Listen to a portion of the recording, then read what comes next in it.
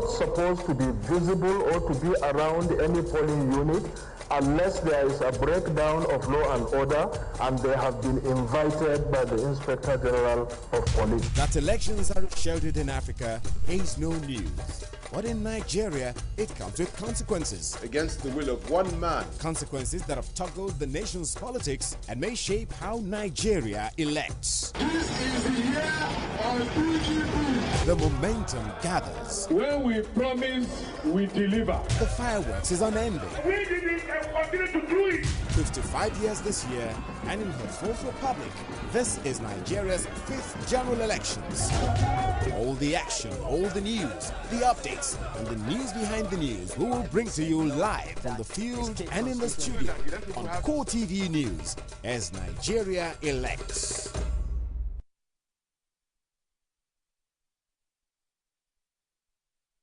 You're welcome back. You caught us there talking just before coming on air. My guests are here already. Let me introduce them to you. I have Victor OKHAI, a public affairs analyst, a very vibrant analyst, and we've been talking a lot. I wish that the camera could be on us all the way. You're welcome to body, and thank you for the time to join us. Colonel HASSAN STAN-LABO is also here with us, security consultant, experienced in Nigerian military. It looks as if in Nigerian military they also teach you politics, because we've seen lots of generals. The president-elect now is a general. You're welcome, and thank you for finding time to join us. Nice having me. Let's start with Ekiti State. Amazingly, for Ekiti, when Ayofayoshe won, many described it as the popular vote. But then, would you say, Victor, that Ayofayoshe has been able to interpret his popularity in what many would describe as genuine leadership that accommodates all the parties together? I think Fayoshe has demonstrated an understanding of his people, their needs. He's in touch with the reality in his state. He understands the people. I've spoken to Ekiti elites. Maybe the ones I spoke to and all that, but I can tell you that a lot of them are solidly behind him, even in spite of what people have said about describing them as people who don't know what they want, as if they are quote-unquote fools for voting Fayoshe. And the results of the last election have demonstrated even further that they believe in him and that they trust him.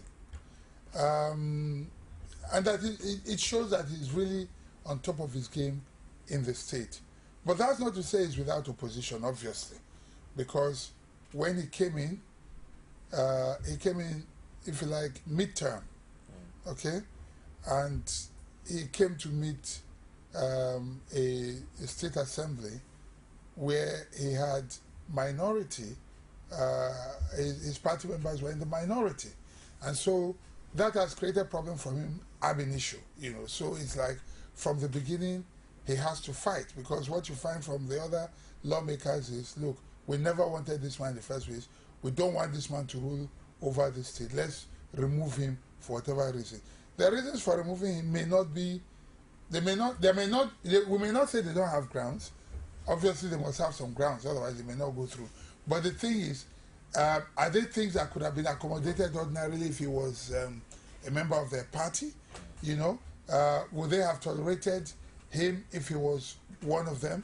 So basically what you're seeing right now is just politics in Ekiti State. You know, not really governance, not necessarily that people are doing things in the best interest of the state, of the indigents. Colonel, I know you don't love discussing personality, but I have to drag you into this because he made mention of Ayofayoshe meeting his party as a minority in the House of Assembly. It was the same thing that happened in Osun State when Aregbesola took charge, and then you know how he handled it, and now almost every of those members have decamped to the APC, and it's APC all the way. Would you say that as the governor of that state, he had actually handled it well to this point where we are? Thank you, Nifemi. Frankly speaking, Fayoshe is a grassroots politician. We must give that to him. He is one politician who, I would say, every party leadership would have loved to have and see as an asset. But funny enough, I would say that His Excellency Governor Fayose has not been able to manage what we see as a plus for him very well. His personal conduct and courage as the chief executive of a state leaves much to be admired.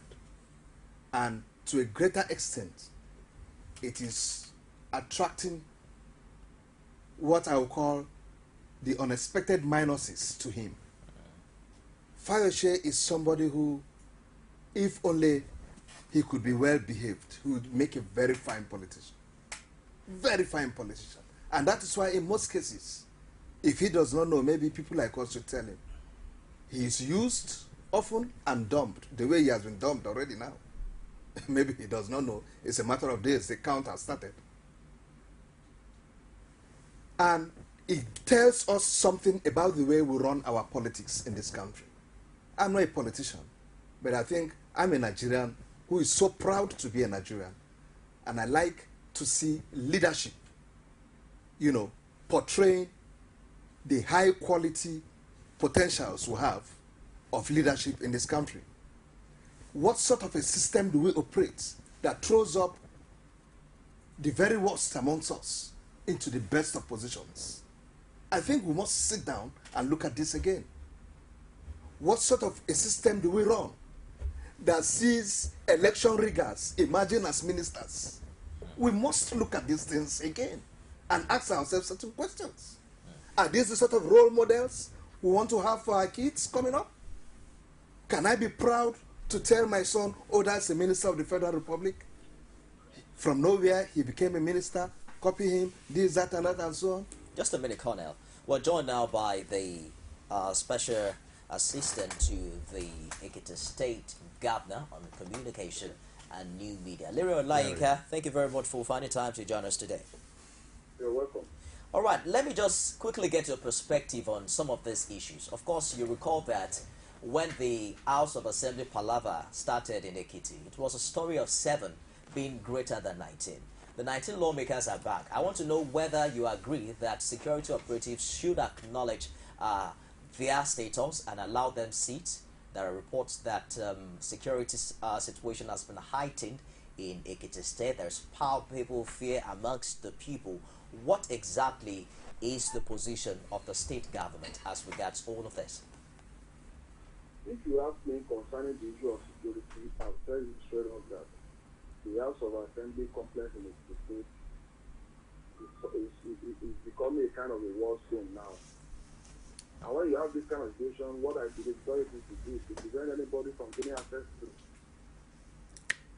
Because whoever tries to gain access to the place now is a kind of an invitation to bloodshed. So the security people should assist us to have peace in the state, at least for now. House of Assembly is under lock and key. And I must tell you, the House of Assembly is on research. So what is the problem? Well, you recall that while the 7 PDP lawmakers were meeting, they had all the protection from the police in Ekiti State. You keep PDP lawmakers. There's no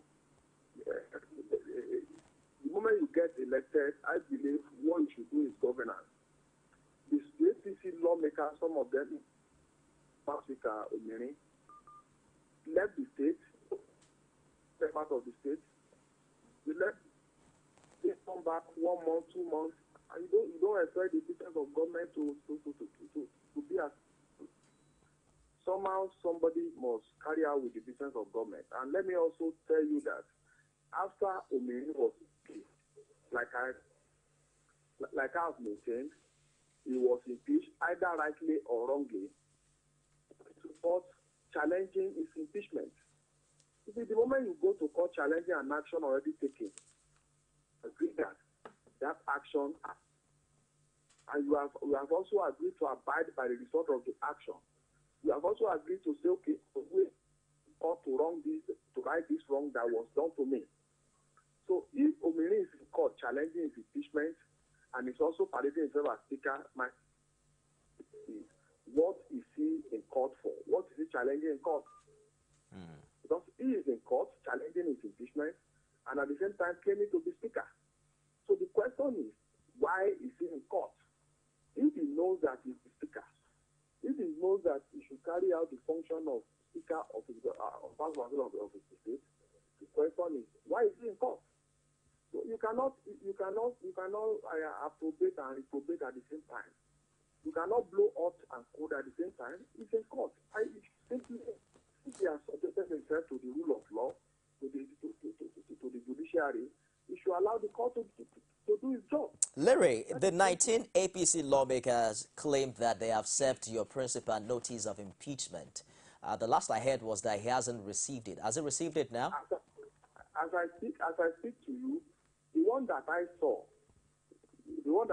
online, published by Sarah reporters, was not even addressed to the government. It was addressed to the deputy governor. So I've not even seen an impeachment notice addressed to the governor. I saw it online on Saturday, April 4. The so-called notice was dated March 9. And they said they gave the deputy governor 7 days to respond. We only became aware of that development on April 4. So between March 9 and April 4, what happened? Why was it that they waited for General Buhari to win election before coming up to foment trouble in Ekiti State? It's all right. Why?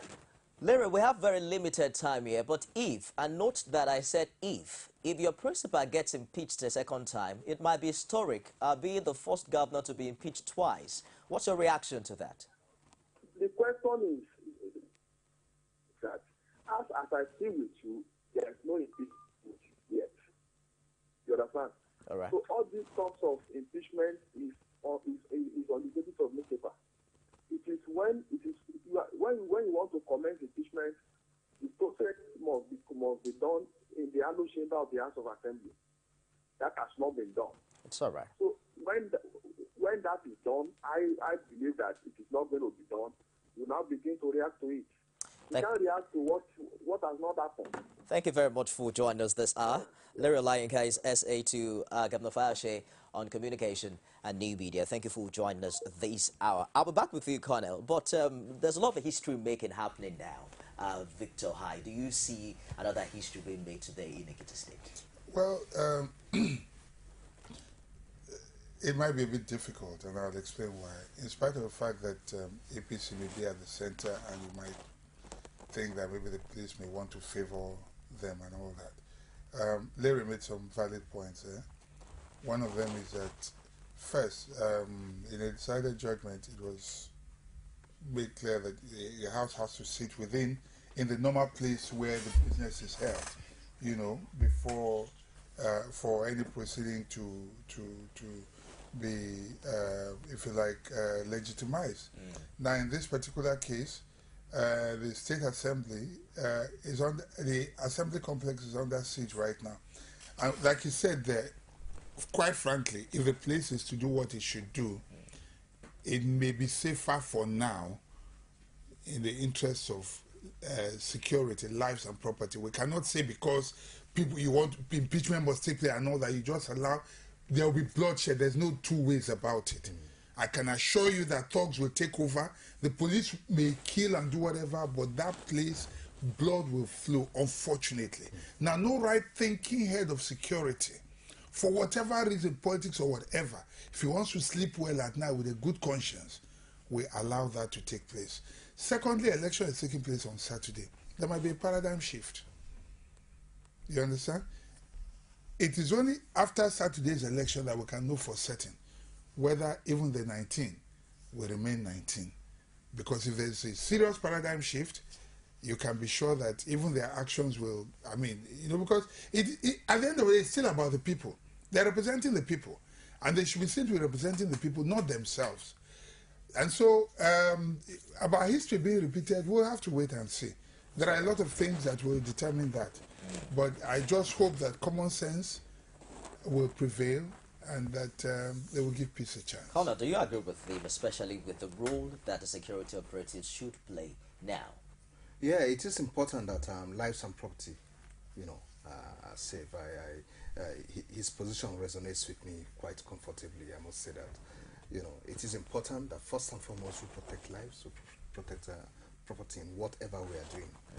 That's most important before every other consideration. Where it is possible, if it is possible, we should be able to, the police should be able to create a way for the legislators to go into the chamber and be able to carry out their statutory functions. You know, but where that is not possible, protect lives and property. It's not a do or die thing. No. Yeah. But what does this really altogether portend for politics and, you know, the way it's been played in Nigeria? At the governors' forum earlier, we were talking about 16 greater than 19. In Ekiti, we talked about 6 or 7 greater than 19. You overheard the SA to the governor saying whether he was impeached rightly or wrongly. The idea is that he has been impeached and he has gone to court. It looks as if we have a level of impunity whereby whatever way something is done, it is done. The status quo remains, then go to court. And you can tell me, Victor, that you can grow old and die waiting for justice to be done in the Nigerian courts. Unfortunately, the Nigerian judiciary system, that is one, I miss the days of Justice Aloma. Is it the woman now? Mm-hmm. Mukhtar. Yeah. Under her, I saw justice. I hope the same, I'm not indicting the current regime. I hope it can be replicated now. Yeah. But before then, there was a lot of the rot you are talking about happened before Justice Aloma. There was so much impunity. What you find is people will rig the election and say go to court. You saw a lot of judgments that were upturned, and unfortunately the judiciary allowed itself to be used, to be manipulated. They lost the respect of Nigerians. Because they, for pottage, a mess, how do I put it now, of pottage, they sold their conscience. And that's why we're in the mess that we're in. Otherwise, the judiciary should be the last hope of the common man. But what you see is a situation where, I give you an example, a big man will come, he has built a big mansion here, and then he looks at next door, a poor man's house, he feels this place will be good for my garage. For my garden. For my garden. I can have a garden here, or I can throw a party here, and he calls the poor man and says, my friend, take this money and get out of here. And the man says, no, this is my ancestral place. My father is buried there. I cannot. The next thing he will do, he will kick you out of the place and say, go to court. He knows you don't have the money to go to court. He knows that you will be, as long as you have been thrown out, you can be there for so long. This oppression has been going on for too long. The oppression of the mighty against the weak. The strong against the masses. It has gone on for so long. This is what is happening. And this is why you will see a situation where you can now say 6 against this or whatever. It has gone on. Yes, it has gone on for too long. Yeah. It's such, the impunity has gone on for too long. And if care is not taken, the time will come when the ordinary folks, and this is the reason you have law, or the justice system, is that we have to have it because in the savage past, the world lived in a state of anomie. And for there to be a state of sanity and all that, that was why law came into society. You understand what I'm saying? We are getting back to that state of anomie right now. And when you find a situation like that, that's where jungle justice begins to take place. Because people no longer have confidence in the courts. People no longer have confidence that they will get justice. You understand? And unless we check it, unless we hold our politicians responsible, we are gradually degenerating. Yes. Even in elections now, people are now saying, look, rig it and go to court because we meet in court. So because they feel they have people in the court or they will have enough time, we need to watch it. Let's look at, I'm particularly perturbed about the role of politicians in all of this. Yesterday, we played a clip of the position of the Ekiti State Governor, and he was quite affirmative about the fact that violence should not at all be celebrated or inspired at this time. But he also added that PDP members should defend themselves. I mean, we hear that often across party lines. What's your military definition of? You can see the inherent contradiction in his statements. On one hand, you are asking for peace to prevail. On the other hand, you are urging your followers to ensure that they defend themselves at all costs and so on. Look, if you want to preach peace, you preach peace. And of course, I don't want to delve much on the personality of His Excellency Fayose. I respect that office. I may not like his person, but I respect the office. Let me take this call. Hello, good morning. Hello, good morning. Welcome to Call Digest. What's your name? Okay, I'm on to call today. You're on to Call Digest. Please go ahead. What's your name and where are you calling from? Okay, I'm here listening to a discussion. Okay. Okay, my name is Mr. Eric. Mr. Eric, can you turn down the volume of your TV set? Okay.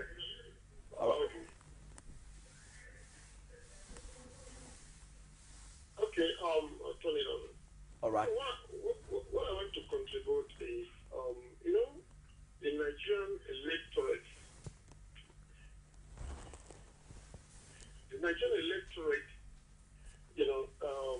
They just take it, in a way, such a way that, if it's been an election, is deep down to Nigeria. It's not. In an election, anybody can win. It's win-win thing or fail. If somebody loses election, does not mean that every slave or whatever has to be used. Like in because the PDP lost this thing now, people jump out. The West is taken in such a way that if that is the end of life. But you have to understand that it's just for just 4 years, another election will come up.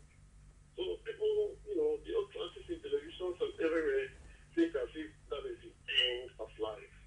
Thank you. That's my contribution. Thank you, Eric, for your contribution of the show this morning. Victor, have you put yourself in the shoes of these lawmakers? Because you just made a case for impunity at some level. These are people who probably felt that there was no way they could get any particular decision from the court before their tenure expires. And then they saw a window of opportunity opening at the federal level, and probably they're just cashing in on it. Would you have done the same thing if you were in their shoes? I think they are victims of their negative politicking. And I'll tell you why I said so. If they had concentrated on governance and embraced a new governor as a choice of the people without going into politics, we won't be in any of this problem. If a new government has come in place, find a way to cooperate in the interest of the people. The first thing should not be about, how do I put it now, thinking about how to impeach a governor or how to remove a governor or antagonize a governor because he has a minority. That's what I think. Politicians should start, the minute you get into office, once you have won, at that point, it's no longer about parties. It should not, rather, be about parties. It should be about the people. Parties are only a platform, you understand, for you to reach a vehicle for reaching your destination, which is public office. Okay? And as soon as you get there, for the next 2 or 4 years, as the case may be, whether local government or whether at the national or state levels and all that, concentrate on the business of governance. Don't try to be partisan or anything like that. This issue of opposition, I call it negative opposition politicking, that's what costs us a lot at the national level. The issue of security we're suffering today. The Americans, for instance, I was discussing with my colleague here. The Americans, once anything reaches the beach, you understand what I'm saying? The shores, anything after the shores, Americans are one. They can play their local politics, but an external aggressor, you come across the waters or the boundary, if it threatens America, Americans will come as one. Like, I don't know if you watch this cartoon series where several bodies will come together as one and become a monster to fight an enemy. Let me take this call. Okay, I'll continue when you finish. Good morning. Good morning, sir. Is that Amaka? Yeah, this is Amaka. I'm calling from Ikorodu. Please go ahead with your contribution. Mr. Victor, good morning. Good morning, Amaka. You are not being fair with the analyst, Mr. Victor. Okay. What I want to say is that when the governor, when Fayoshe was elected last year, the outgoing one, before even the history, congratulate the Fayoshe. But the PDP started throwing it around that he has created his carrot, that he's afraid that Fayoshe may bring in this and that. But the man doesn't really want peace. Let peace be. Like everybody celebrating our president today. But Fayoshe came in with hatred in that office. You remember what happened immediately? He was running. He closed down the speaker police station. He ordered the police station. He ordered that the police station should be closed down. He came into office with so much hatred. What do you expect them to do? He didn't come in as a governor of the people to give that governance to the people that voted you. He just came in with so much hatred, starting closing down the freedom of the Speaker of the House. He speaks so much. You see, for me, I'm not from the Speaker. I'm Igbo woman. But that single act, he speaks so much for as a governor. It's not fair. So if you want to analyze, it's not about blaming the opposition, the APC in this case. You have to be neutral. Why the governor, under 1 week before you ordered the closure of and you forget that this man employed citizen of the state in that police station. Is how to create a job. Is the citizen of the state that is working in that police station. You close the police station down. What do you expect the man to do? It is so much hatred in the land in that state by the governor. Thank you. Thank you, Amaka. So, Victor, it's between you and Amaka now. No. Amaka, I want to thank you very much. I will have to admit, and I say it on air, I forgot this point. To be honest, you are very, very correct, and I apologize that I didn't even remember those points. She has a point, and I agree totally, 100% with Amaka. You know, Fayoshe obviously started out on an aggressive note, and which means he had it coming. Amaka is very correct, and I take that correction in good faith, and she spoke very, very reasonably. Now and you're Amaka, sounding like President Goodluck. No. The truth is, when you hear the truth, you cannot, I mean, there's no, Amaka, thank you very much, and I stand corrected, and I take your correction. Let me take this call very quickly. Hello, good morning. Good morning. What's your name? Where are you calling from? I'm Aminu. I'm calling from Kano. Aminu, go ahead with your contribution. All right. Yes, for the gentleman that just spoke now, the one with class. Yes. Okay. I think that by now, the man could have changed some of his views, you understand? Because now, all Nigerians now have just changed. We have to change our character. We have to even change the way we look at things. We have to be realistic. We have to face the reality. We have to face truth in anything. Nigerians now are one. If I follow, if I go out, my Christian friends, my Hebrew friends are back, my Yoruba friends, we are all one. We dine and stay together. We are trying to, we are in the new Nigeria now. So we don't have to face things, partisan politics. So we have to face reality. Reality. Just look at the real things are as the way they are. In fact, It's all right. that fire should check. Mental capacity should change. Fire said that too. I will advise the authority that have the authority in charge. He has to be checked. His mental capacity has to be, Examined. It's all right, Aminu. I believe you made your point there from Kano. Thank you very much for your contribution. Something obviously has changed in Victor. I think his haircut's changed. Well, maybe. Probably that's similarity with Buhari's election. Let's turn our attention to Lagos because maybe I'm morning. Limited time.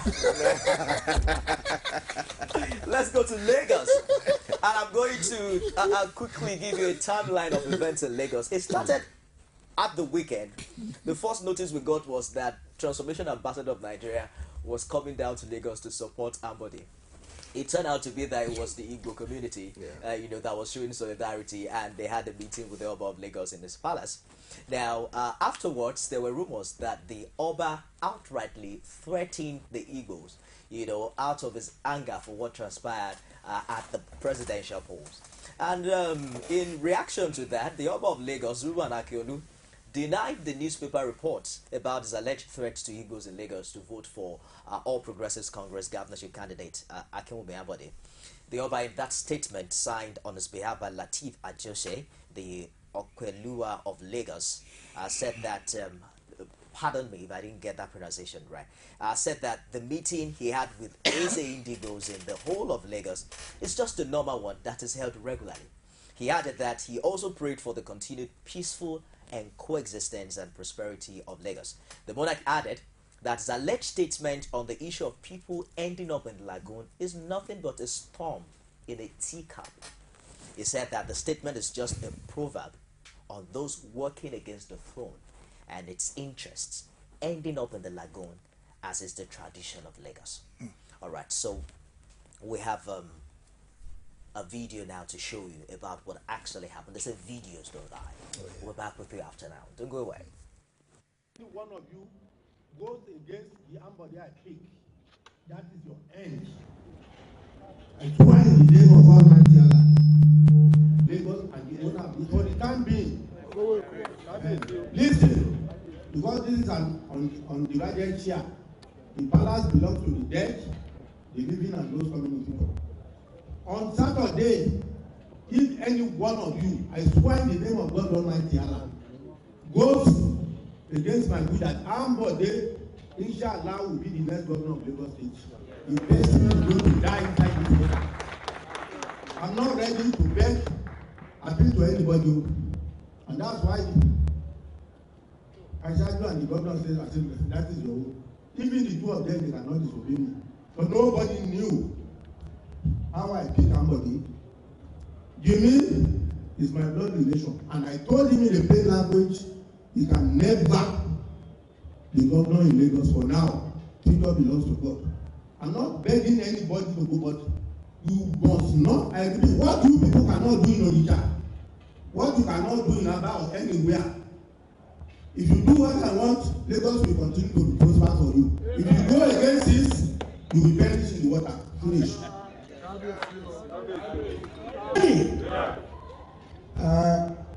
Obviously, we are very, very sorry for what happened last Saturday. Okay. So, yes.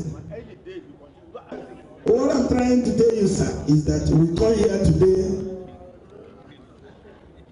to tell you that coming Saturday, you will see a different thing.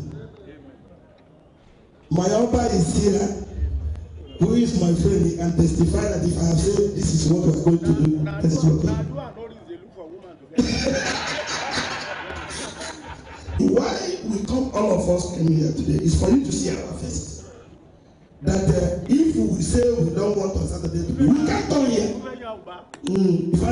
Last night, up to 12 midnight, he was with me. Thank you, obvious. This Saturday, we go put.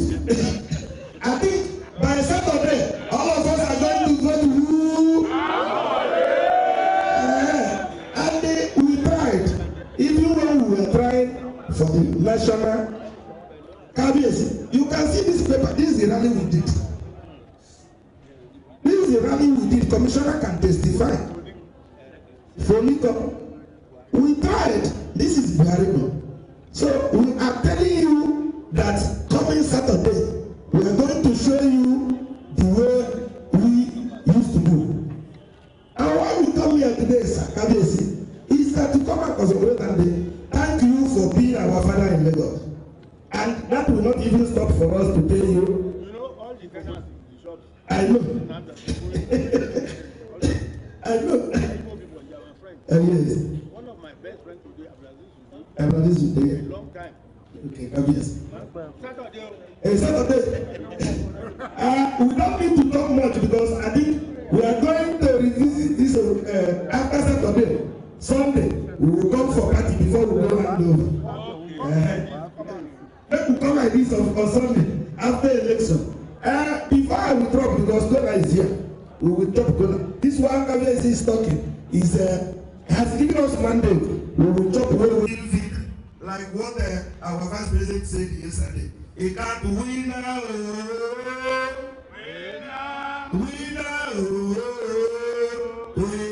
That is what we said yesterday. We go win again. I will call one of my elders to come and talk. We don't want to talk much because I will still repeat my talk after Kabiyesi have come down as my friend. So, we will talk. We will talk. And then I will have one that person that come talk. This is one of the.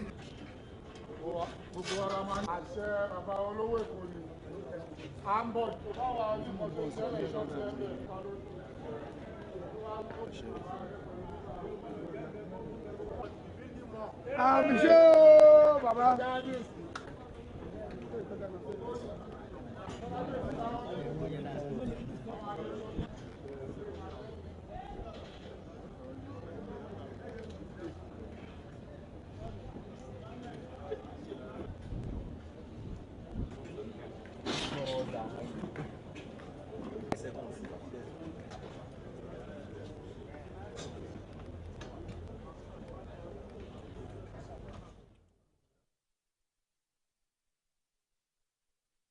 Okay, what brought it to you? I'm sure you saw it, and it's quite comprehensive. Not just what the Oba said, but the reaction also from the Igbo community. Colonel, what do you make of what you just saw on the screen? Thank you, Nifemi. You see, all along, what I have been fed with, what I read from the social media, and with discussions along with friends, I would say portrayed only one aspect to me, and that is probably some of the utterances of the king, the Oba of Lagos. But watching this video clip now gives me a clear understanding even of the friendly atmosphere that existed there while these discussions were going on, you know, and so on. And one was able to, do I say read the body language, hear the response from those, from the Igbos whom he was addressing, and so on. I see some level of understanding, even though he was still maintaining his position as the Oba and, you know, tending to maybe dish out some instructions and directives. But the recipients, the audience, how were they receiving it? What was the atmosphere there? I think it is not as bad as I was initially made to understand. But then, it is important we bear this in mind. My greatest fear is the foot soldiers in the field, the Igbo trader in Alaba, the Igbos all over the place. How have they received this information? Was it received the way I initially received it? If it was, I can assure you, anybody you are talking to like that would tell you, okay, I'm going to vote against whatever you think, and let me see what you will do. But the clips you are showing here, I think, will assist in whatever damage control that is to be done between now and Saturday to avert anything that will make us lose Lagos from APC. Because there can be nothing like the APC government in Lagos having a government at the center that would be able to understand the importance and relevance of Lagos to us as a country. I'm from the north, but I do all my business here. I pay my tax here. And let us not run away from it. Lagos is the economic hub of this country. One of the biggest mistakes I keep saying that the PDP government made was to be looking down or trying to undermine certain things in Lagos. Lagos is beyond our politics. It is one area where any government at the center must pay attention to. Look at the port, what is happening, and the roads leading out from the port. For heaven's sake, do we enjoy seeing all those jam-packed trucks all there along the Apapa Road and so on? This is where the federal might would have come in and assist Lagos. I'll be back with you on that, Colonel. But Victor, do you also share similar view that the friendly atmosphere, especially the response from the leaders of the Igbo community, some sort as insulated or softened the content of the Oba's speech? I think those people, the people that went there are self-serving, quite frankly. They're only representing themselves. That's the truth. And of course, we would not have expected them to have walked out on the Oba, because it could have been it could have been a recipe for disaster. It would have been confrontational and would have caused problem. What you saw afterwards is what you call like aftershock. You know, something can hit you and you may not react immediately. And you could see that the man was with the Oba was busy trying to manage the situation. It was a very embarrassing situation. No one would have expected the revered monarch to have, I know he was angry, you know, he desperately wanted his candidate, you know, but I think he went a bit far in his outburst. You don't talk about throwing people to the lagoon, even as a joke. I've never heard of any proverb like that. But look at what they said. They said it is a proverb on those working against the throne and its interest. No, when you say throne, I expect that the throne represents everybody under the throneship, under a kingdom. You understand what I'm saying? And if a throne becomes subjective and is one-sided, I really don't know. The Oba said something. He said, this guy is his blood relation. What's it now? Jimmy Agbaje. He said it's his blood relation. But he has told him that he will never become governor. Unless he's God, you know, I would expect that as a father, you accommodate everybody. The two people are your subjects, they are your sons. You may have your preference. And you can project your preference, but don't threaten people's lives. But would you agree that's where I have a problem. And the reaction of the people, just to answer your question, is not necessarily, one, I say they are self-serving. Secondly, I think, you know, you can laugh in embarrassment. It doesn't mean it's acquiescence. You understand what I'm saying? I'm not going into the politics like he talked about whether who wins, who is best for Lagos. That's not for me. Let the voters decide. You understand? But the issue there and the atmosphere, it was very embarrassing. And I think they just managed to, you know, all the laughter was, yes, the embarrassment, and to just mitigate and manage the situation. Bearing in mind that right after that statement, the meeting still extended into several minutes, and you heard them also endorsing. But don't forget, their businesses are being threatened. They had to manage it. The man is very angry. He's threatening to throw them into the lagoon. You understand? If they vote against his candidate, they don't want a situation where the next day they'll go and burn their shops in Idumota there. Let's so they have to manage it. Very quickly, Victor, because I recall that we talked about Lagos also yesterday, and you know, we didn't have all of these details then. We were talking about the role of the Igbo nation, so to speak, on the outcome of this election. But would you say... Can we begin to use the word Igbo people so that because when we begin to use the word nation, we are beginning to look at ourselves as different nations, yes. And that's not right. The Igbo people living in Lagos. But, you know, but the good thing really, because I choose to see the bright side of things. Certain Igbo people won elections into the House of Reps in Lagos. It just concluded a National Assembly election.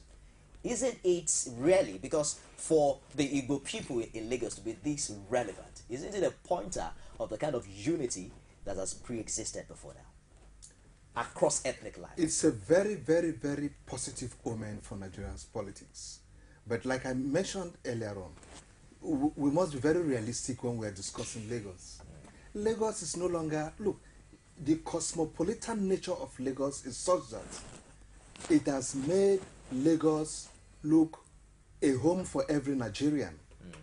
I know people from different parts of the country who were born here, they grew up here, got married here, they have their kids here. I'm not from Lagos. You are not. I'm not Victor, from Lagos. Are you from Lagos? Oh. I'm not. So at the end of the day, when you look at the 20 million population in Lagos, nearly maybe 15 million might not be Lagosian, or might not be indigenous of Lagos, so to speak. But we are all Lagosians. Yes. we're all Lagosians. The nature of the federal capital. Thank you. And the fact that, let's not run away from the fact that this place was developed with granite money, cocoa money, oil money, everything. Coal, everything. You understand what I'm saying? Lagos, Calabar, if it had stayed long enough, could have been Lagos. Yes. And we will all have trooped to Calabar. Or is it Zungeru that was even at a point in time as well? You understand what I'm saying? So there's something peculiar about Lagos.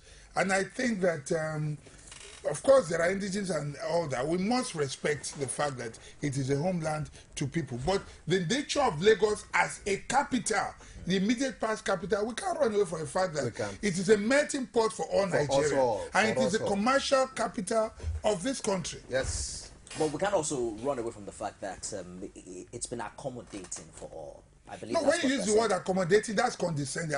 You see, I don't like that language. We're instigating people when we use the word accommodating. The Nigerian Constitution says someone is doing anybody a favor. Nobody is doing anyone a favor. The Constitution says you can own property anywhere in this country.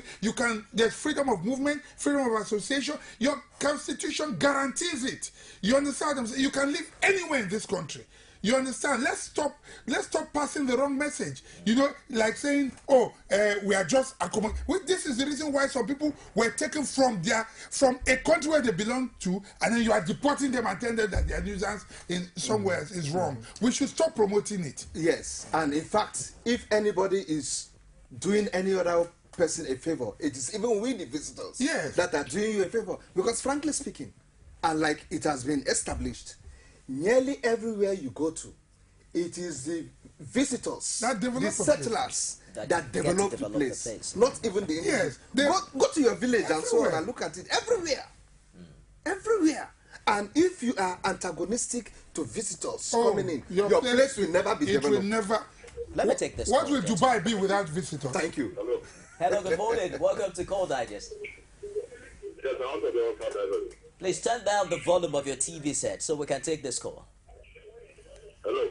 Turn down the volume of your TV set, my brother. Can you hear me? Yes, I can. What's your name? Where are you calling from? Can you hear me now? I can. What is your name? I'm calling from Port Harcourt. My name is Joe. Joe, please go ahead with your contribution. Hello. Go ahead, Joe, with your contribution. I'm afraid we lost that. Oh, poor network here. Keep trying. When you call in, endeavor to turn down the volume of your TV set. Immediately your call is acknowledged so that we can hear you very clearly. It's a close race in Lagos. I think what really heightened all of this was the result of the presidential election, where APC won with just a little margin of 100,000, even in a state that is supposed to be its national headquarters. What are your thoughts ahead these governorship polls? What pattern do you see people vote? Because in a critical analysis of the presidential election, many begin to, of course, Victor also confirmed that when you came up, that people voted along ethnic lines. Do you see that happening in Lagos? No, I think in Lagos it's going to be a different ball game. First of all, we need to understand this. What we noticed in the presidential elections, where we saw a very close margin between the two major parties in Lagos, the APC and the PDP, I think would be because, well,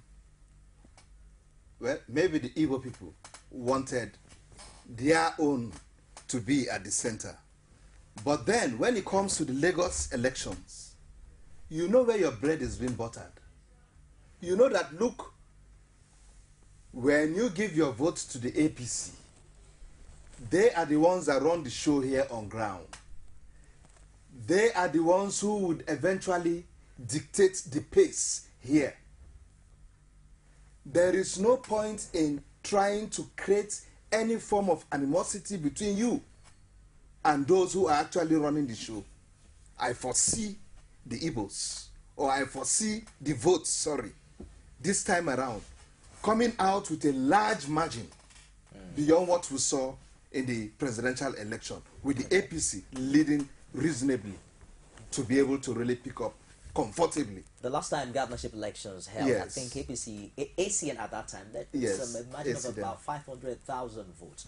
But let me get back to the Igbo people. There are also Hausa people living here. Of course, yes. You are from the north, yes, right? Yes. And you live in Lagos. Yes. Why is the Igbo people generating lots of interest ahead this polls? Victor, say? That's a question. Why is the Igbo people generating such attraction and attention? Well, historically, the Igbos have always been victims, in matters like this. Everything picked upon. Igbo has become the generic term for everybody after Ore. That is what they say. It's either you're from the north, or from Ore. They say Omo Igbo. That's what they say. And the reason is that the Igbo community you cannot ignore anymore. Quite frankly, in Lagos. Politics is about numbers. It's not even about saying accommodating. If in a place you have a cluster... I have written that word in my dictionary. Don't use it again. What? Accommodate. Yes, I know you are referring to me. If you have a cluster, naturally, if there's a vote, that cluster will determine, the leaning of the cluster will determine the result. And so, if, for instance, in Agege or in Idiaraba, you have a predominance of Hausa people. If a Hausa candidate goes for election there, forget it. No Yoruba man can win in Idiaraba if it's against a Hausa man. You understand? So it's about cluster, it's about numbers. It's not about doing anybody any favor. So if I that the Ojo area and some of the areas where you have... Hello, good morning. Okay, I'll come. Please, Victor, let me hold you a minute. Okay. Good morning, what's your name? Yeah, listen, my name is Israel. Israel from calling Lagos. From Lekki. Israel, calling from Lekki. It's been a while, Israel. Where have you been? Well, I've been around. I just decided not to call in again. Watch programs. Okay, good to have you back. Please go ahead with your contribution. I am so happy Victor retraced his statement. Talking about Ekiti fellowship. Okay. Victor was like, he behaved like President Jonathan. You see, we forget that there is tomorrow. Whatever we are doing today, there is a tomorrow. Today, PDP in Ekiti is in the position and see how it pains. You can see the pains. They're talking about Lagos. The urban must not be jittery. Urban of Lagos should not be jittery. The Igbos will vote for continuity in Lagos State. Because the question is very clear. If we now have APC at the center, we need APC in Lagos to be able to deliver more dividends of democracy, which Fashola has fought all this while, but could not get because of the center. Look at the Papa Ocean Expressway. I tell you, it should be addressed by Ambody when you enter. And a lot of good things will come to Lagos. And Lagos will be treated properly and given the status it deserves. The Igbos are well seated in Lagos. I'll give you an example where I live in Lekki. It was the forest when I entered. I was the first person that built the first-story building. And was praying that the place developed. Today, it has come to a city. We have built roads, we have brought water, we have brought light, we've done a lot of things on our own. So I can't go anywhere. I'm a Nigerian. They call me Bawe. Because I'm a Nigerian. Nobody can push me anywhere. So the Igbos have come to stay. Others should not be jittery. We are voting Ambody, but it should not threaten us. Yes. The already go man is threat. Yes. And Victor said it captured very well. You saw them, they were trying to manage the position, manage the situation. They were angry. That is it. The average man is power, is threat. We were threatened. But we forgive him is our over. We have our businesses there, and we must protect our businesses. Thank you so much. Thank you, Israel, for your contribution. But I'm sure you know you will pay for all the campaign you just did for Ambody. Good to have you. Expect to get more calls from people from the East. I mean, it happened yesterday. Yeah. But you were talking about... Yeah, I was saying something. You know that it's a natural thing where you have clusters. Today, you have 3 Igbo people that will be representing Lagos at the National Assembly. When you talk about representation, it is about population. Senate, you have it equally distributed, but you determine representation by the population. That's why it's not even across states. So which means those three Igbo people are representing the Igbo interests at the National Assembly. The Igbo people in Lagos. That's what, when you say House of Representatives, that's what it means. So what it means, therefore, is that these are clusters.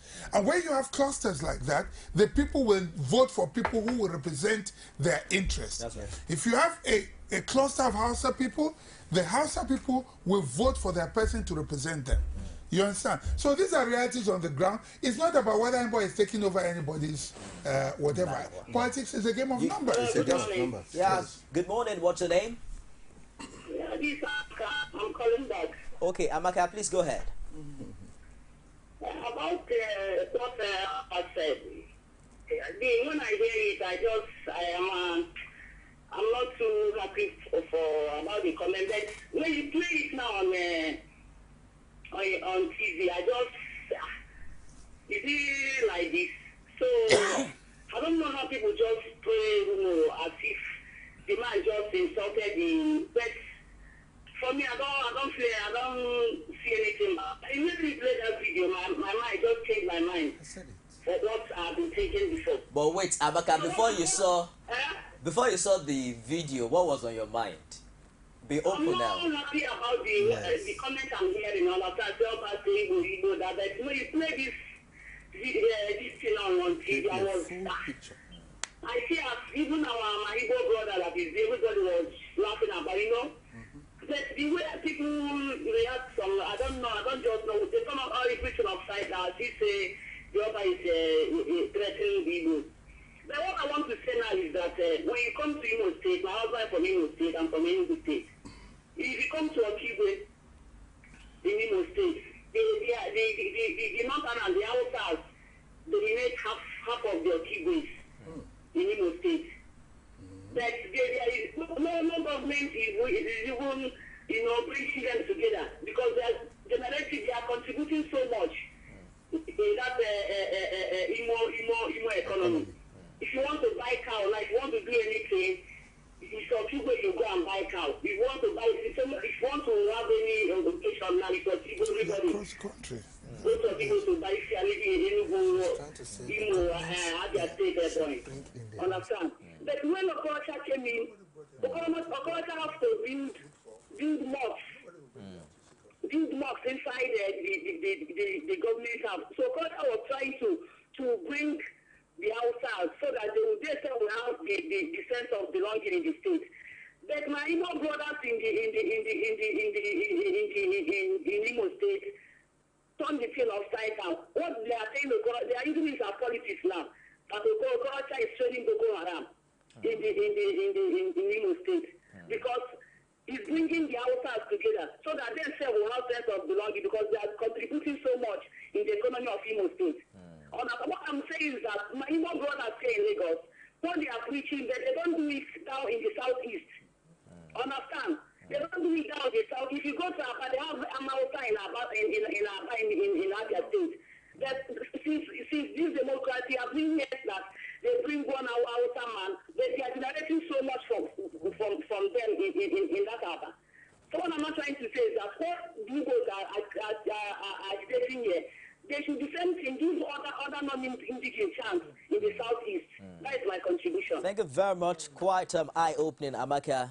Good to hear from you. Gentlemen, we have to wrap up the show. But I want us to, I want you to bring your veteran perception in here, in uniting us together. Because from what we've heard from all the scholars, it's obvious that all across Nigeria, there are multiplicity of ethnicity, Yoruba, Hausa, Igbo, almost all together living in one accord. How do we now ensure a further integration? Of course, many of these ethnic nationalities are asking for representation, just like we've seen in Lagos, where Igbos have been elected. But how do we ensure further integration even while we have political differences at this time? Well, I think leadership all over, spreading all over the country, should as much as possible see how all parts of the divide are, brought together and given a sense of belonging. In every state, in every senatorial school, whatever. What is going on in Lagos is something I cherish, and just like Amaka had just said, we wish such a thing were to be happening way back in the southeast, where we also have a huge population of the Hausa community too, in some of these states, you know. And like she mentioned, an attempt by Rochas to do that was rather given a different interpretation. You know, Rochas' mom is from the north too, and so on. So I think politics was read into the whole thing, and that is one big mistake we often make. There are times we don't see beyond the political prism, and everything is just restricted within politics. But I think it is important that leadership in this country opens its arms to be able to accommodate all. You know. Let me get your view on that. Very quick. Amaka, I want to comment again, brought some very, very vital points. She made some good contributions here. Across the country, across the nation, we have clusters of, you know, if like ethnic clusters of non-indigens, you know, across. You know, you are in Sabongari, you go to Kano, you find where the Igbos are and all that. She talked about Amausa in Aba, you know, and people in Okigwe and all that. I don't know, this issue of indigenship and citizenship or so needs to be looked at, but it is the spirit of it. It's not in legislating it, because there are certain things you cannot legislate. The youth service, General Gowon brought something which was really good, but our biggest problems have been the politicians.